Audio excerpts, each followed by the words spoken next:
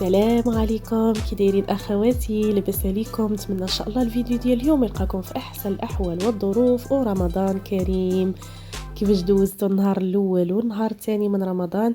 كنتمنى ان شاء الله تكونوا دوزتوا على خير وبخير مع احبابكم وكيف ما تمنيتوا ان شاء الله، والله يدخلوا عليكم بالخير والصحه والرزق وكل ما تمنيتوا في خاطركم ان شاء الله.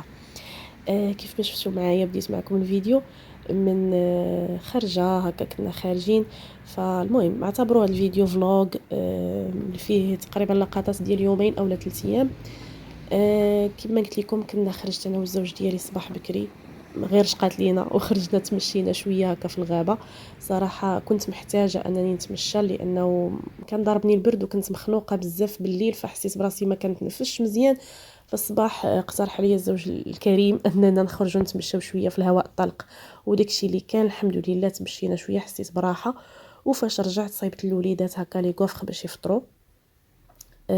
كيف ما كتشوفوا معايا لي كوفخ البنات، الوصفه كنت فايته مشاركاها معكم، غير رجعوا للفيديوهات السابقه راه غادي تلقاوها.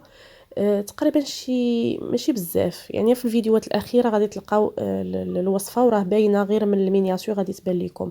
وصفه ناجحه ولذيذه وكتجي زوينه بزاف، ممكن تقدموها لوليداتكم سواء في الفطور او الكوتي مع فواكه، راه كتجي زوينه. هنا عاوتاني قبل من رمضان بيوم خرجنا الوليدات، طلعنا لبرشيد. هذا البارك هذا راه كاين في برشيد، الناس ديال الدروه وديال برشيد وداكشي راه غيكونوا كيعرفوه.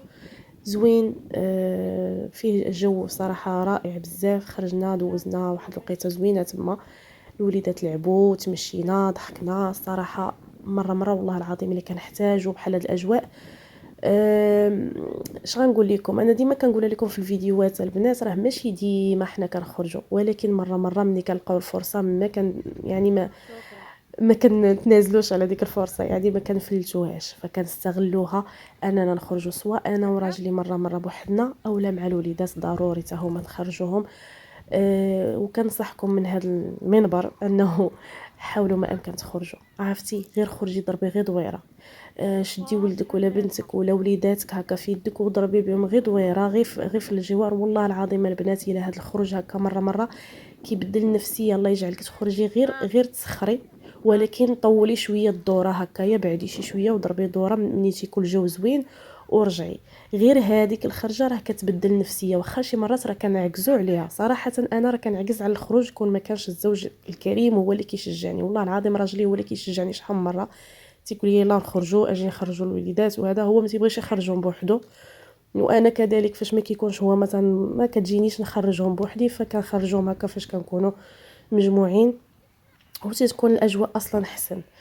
كنشجعوا بعضياتنا وكنخرجوا الوليدات وكندوزوا وقت زوين. فانا كنصحكم ما تنازلوش على بحال هاد الفرص هادي، راه ماشي بالضروره حتى تمشيو لشي اماكن اللي غاليه ولا تحطوا فلوس كثيره ولا والو. هانتوما غير قليه وخارجين وكندوروا بارك فابور، يعني بالمجان، يعني متوفر للجميع.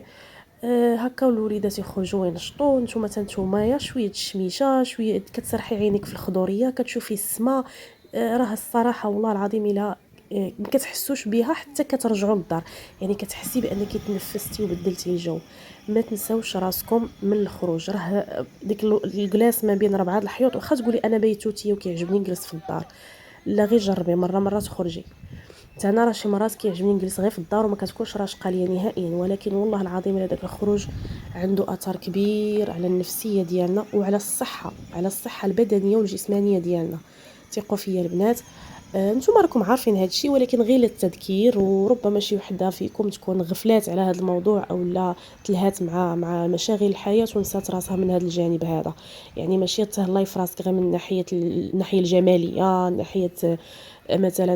المهم حتى الخروج حتى هو عطيله وقته وعطيله حقه ضروري. كيف ما شفتوا مهم كانت خرجه زوينه. خرجنا الوليدات من بعد لعبوا شي شويه وداك الشيء، من بعد زدنا هكا خدينا قهوه، المهم خدينا مشروبات ورجعنا بحالاتنا للدار. المهم خليكم مع اللقطات ومع الفيديو حتى نتلاقاو ان شاء الله من بعد.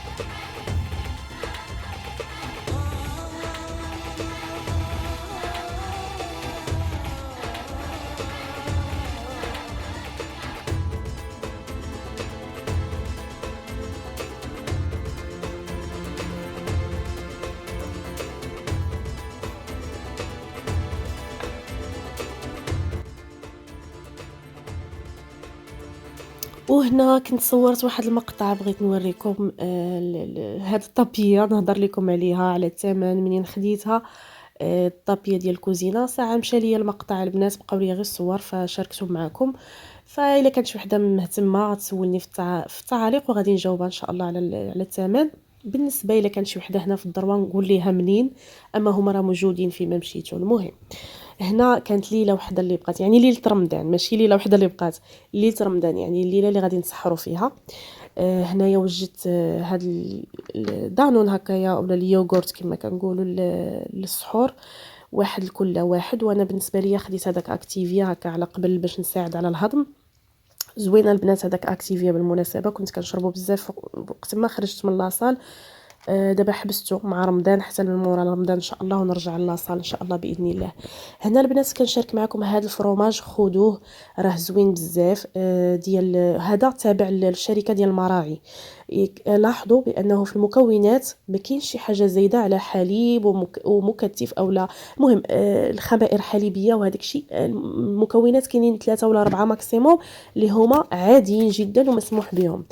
فوتوا عليكم هادوك التحضيرات او المستحضرات، راه خطير على الصحه البنات. انا بحالي بحالكم كنت كناخذ غاستروميكس بزاف وبزاف ديال لي مارك، كنت كناخذهم وملي كنجربهم تلقى ديك التعليكه وكنلقى سميتو الناس كلهم تشكرهم وصافي وكتشهر ديك الحاجه، كنولي نشريها حتى انا بحالي بحالكم. ولكن رديت البال مؤخرا لانه حنا فينا قاعده كنشريو الحاجه غير اللي مشهوره والناس كيشكروها فقط، ما كنردوش البال المكونات. راه عامره البنات بالاويات، عرفتوا دوك الاو او او او او 230 او 200 وما عرف شنو. دوك الاويات بزاف كثارين، راه خطيرين على الصحه وعندهم اضرار على المدى البعيد، وسيرتو للدراري الصغار، الحوامل، للناس الكبار، الناس العاديين، كلشي كيأثر على المدى البعيد. كيأثر بزاف في الصحه، على الكبد، على الكلاوي، على بزاف ديال الحوايج، على الجهاز الهضمي. فحاولوا ما امكن البنات، نصيحه من اختكم، حتى انا راه كنت غالطه، والحاجه الا عرفناها راه كنصحوا بها بعضياتنا، راه خطيرين. راه قلت لكم مرارا، بعدوا من اي حاجه مكتوب فيها تحضيره او مستحضر غذائي، بعدوا منه. الجبن حقيقي راه باينين المكونات ديالو، تيكونوا 3 ماكسيموم 4 المكونات. اولهم هو الحليب، خمائر حليبيه، شي حاجه بحال هكا. الا لقيتو شي حاجه زايده، مثبتات، منكهات، ملونات وهذوك الاويات، بعدوا من هذاك بلا ما تضيعوا فلوسكم.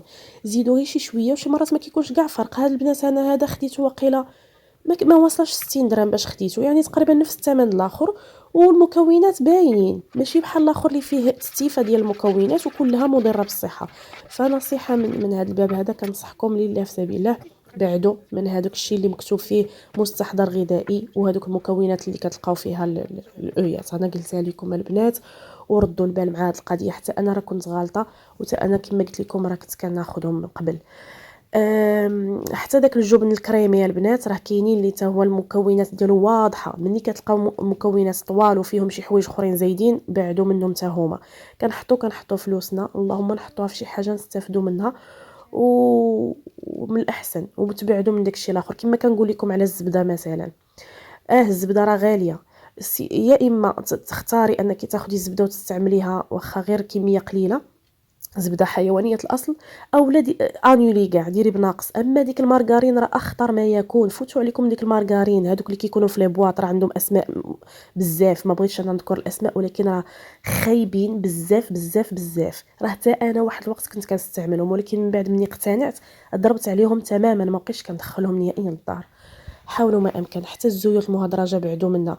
هو زيت الزيتون كنا كنستعملوه دائما، ولكن هذا العام راه السلامه، كل عام كيطلع، ولكن هذا العام راه بزاف، راه بزاف بزاف، راه طلع الثمن ديالو فوق 100 درهم البنات، ولا شي حاجه اللي هي. ولكن اش غنديروا، اللهم كميه قليله من زيت الزيتون ولا هذوك الزيوت الخطيره، ونقصوا من القليان. المهم حنا راه انا كنهضر معكم راه ماشي حيدت في مره، ولكن كنحاول ما امكن نقص. المهم كيف ما شفتوا معايا هنا كنت خديت واحد الكميه ديال الدجاج هكا باش نستعملوا غير ديك الاسبوع اولا 15 يوم الاولى، زياده على اللحم اللي ديجا قاديته. من بعد كنت خديت حتى السوسيس، وزدت عاوتاني كميه اخرى ديال اللحم والكفته على قبل هكا طويجنات وداكشي، وحطيتهم عندي في الفريغو. واخا واحد الفريغو عندي ما نعاودش لكم راه صغير، دابا نوريه لكم. هنايا صايبت عاوتاني واحد شويه ديال الدجاج، درت فيه هاد العطريه ديال الشاورما، راه كتباع في المحلات البنات، راه زوينه هادي، عطريه ديال الشاورما ديال الدجاج زوينه بزاف. ها نتوما كيف ما كتشوفوا معايا البنات، الفريكو عندي على قد الحال، اصلا الثلاجه كلها على قد الحال ديالها من نهار تزوجت وهي باقا عندي ما سخاتش بيا وما سخيتش بها. باقي ما سهلش الله باش نبدلها، صغيره بزاف وسيرتو الفريغو ديالها خويتو كاع من دوك لي زاكسيسوار اللي تيكونوا فيه غير باش نستف داكشي شي فوق شي. المهم كنديباني وصافي، هادشي اللي عطا الله تيوصل الوقت ان شاء الله وراه غادي تبدل ان شاء الله للثلاجه هنا. وحنا كنقادو داكشي. جا بعدا راجلي عاوني لانني عييت في الصراحه، ولا كيضرني ظهري بزاف ويديا كتعطيني الصداع بزاف، فلا اله الا الله وصافي الحمد لله. هنا درت هذاك شويه ديال الدجاج اللي شرملته باش يتعشاو به الوليدات، نتعشاو به مجموعين، وعاد من بعد ان شاء الله نوضوا للسحور. في السحور البنات هذا كنفضل غالبا بطبوط بالزبده والعسل، غالبا هذا هو اللي كنستعملو، ولكن مره راه كنبدلو الا بقات شي حاجه من الفطور. المهم اليوم النهار الاول راه درنا البطبوط بالزبده والعسل. هنا راه كنت وجدت البلاطو فيه الكيسان والبراد وداكشي باش منين نفيقوا ان شاء الله في السحور يكون داكشي عندي باين زعما ونسهل على راسي. وهذا مكان هذه الليله ديال سميتو ديال الاولى في رمضان. ما صورتش البنات في السحور، ما قدرتش، نسيت اصلا وما قدرتش. ففاقوا الوليدات كاملين معايا وتسحروا والحمد لله، قدروا انهم يكملوا النهار. ما عدا ادم ما قدرش، وصلت الوحده صافي قال لي غنفطر صافي ما قدرش يكمل. فقلت ليه على خاطرك. والبنات تبارك الله كملوا حتى الاخر، حتى من مروه ومريم اللي هما صغار كملوا حتى الاخر. فالحمد لله كان النهار الاول زوين، وحتى الثاني حتى هو داز الحمد لله زوين.